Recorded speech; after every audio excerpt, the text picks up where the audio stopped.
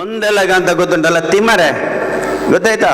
ಈ ಸರಿಯಾಗಿ ಕೇಳಿಕೊಳ್ಳಿ, ನಿಮ್ಗೋಸ್ಕರ ಹೇಳೋದು. ತಿಮ್ಮೆರೆಯ ಎಲೆ ಉಂಟಲ್ಲ, ಅದರ ಶೇಪ್ ಯಾವುದು ಗೊತ್ತುಂಟ? ನಮ್ಮ ಮೆದುಳು, ಬ್ರೈನ್ ಅಂತ ಹೇಳ್ತಾರೆ. ಅದರ ದಂಟು ಉಂಟಲ್ಲ, ನಮ್ಮ ಸ್ಪೈನಲ್ ಕಾರ್ಡ್, ಬೆನ್ನೆಲುಬು.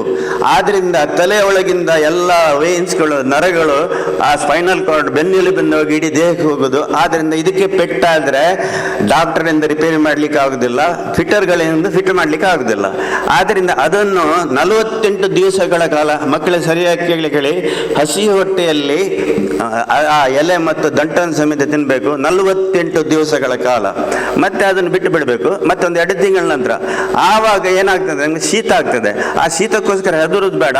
ಅದಕ್ಕೋಸ್ಕರ 1 ಚಮಚ ಅಥವಾ 2 ಚಮಚ ಜೇನುತುಪ್ಪವನ್ನು ವಾರಕ್ಕೆ 3 ಸರಿ ತಗೊಂಡ ಶೀತ ಹೋಗ್ತದೆ. ಇದರಲ್ಲಿ ತಿಮ್ಮರೆಯಲ್ಲಿ ಏನಿದೆ ಗೊತ್ತುಂಟ? Intellectual faculty, character. ನಿಮ್ಗೆ ಏನು ಟೀಚರ್ ಮಾಸ್ಟರ್ ಕಲಿಸ್ತಾರೆ ಅದನ್ನು ಕೂಡಲೇ ಗ್ರಹಿಸುವಂಥದ್ದು. ಗ್ರಹಿಸಿದ್ರೆ ಸಾಲುದಿಲ್ಲ, ಅದು ಪರೀಕ್ಷೆಯಲ್ಲಿ ಬರೆಯುವಾಗ ನೆನಪು ಬರಬೇಕು. ಆ ನೆನಪು ಆದ್ದರಿಂದ ಸರಸ್ವತಿ ಸೊಪ್ಪು ಅಂತ ಹೆಸರು. ಏನು ಅಂಗಡಿ, ನಮಗೆ ಅಂಗಡಿಯಲ್ಲಿ ಆಯುರ್ವೇದಿಕ್ ಶಾಪ್ನಲ್ಲಿ ಒಳ್ಳೆ ಕಂಪನಿದ್ದು ಮಾತ್ರ ಹೇಳುದು ನಾನು, ಎಲ್ಲ ಕಂಪನಿದ್ದಲ್ಲ. ಸಾರಸ್ವತ ಅರಿಷ್ಟ ಅಂತ ಸಿಗ್ತದೆ, ಅದನ್ನು ತಗೊಳ್ಳಿ. ತಿಮ್ಮರ ಸಿಕ್ಕಿದ್ದಾರೆ, ಆವಾಗ ನೀವು ಇಂಟೆಲಿಜೆಂಟ್ ಆಗ್ತೀರಿ, ಬುದ್ಧಿ ಬರ್ತದೆ, ಹಿರಿಯರಿಗೆ ರೆಸ್ಪೆಕ್ಟ್ ಕೊಡ್ಲಿಕ್ಕೆ ಸಹ ಕಲಿತೀರಿ. ಗೊತ್ತಾಯ್ತಾ ನೀವು? ಮತ್ತೆ ಏನು ನಿಮ್ಗೆ ಟೀಚರ್ ಹೇಳಿದ್ದಾರೆ ಬರೀಲಿಕ್ಕೆ ನೆನಪು ಬರ್ತದೆ, ಕೂಡಲೇ ಬರೀತೀರಿ.